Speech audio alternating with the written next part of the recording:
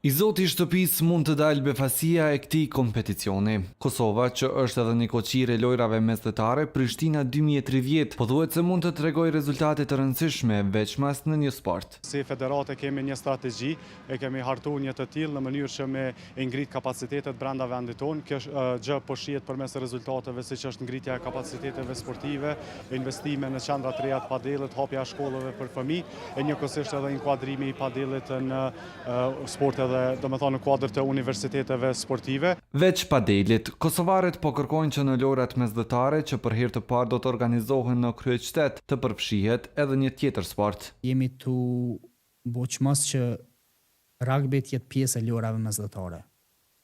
2030 në Kosovë. 2030 në Kosovë. Çka po presim tash është vetëm një konfirmim nga komiteti i lojrave mesdhetare.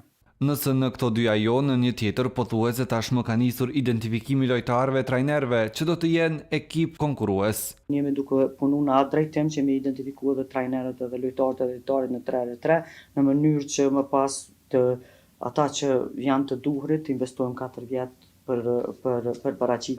Përfaqësuesit e këtyre federatave kërkuan investime në gjeneratat e reja, në mënyrë që Kosova të ketë jo veç pjesëmarrje, por edhe rezultate konkrete në teren në prag të lojrave Prishtina 2030. Edicionin e mbyllim me një kronike e cila flet se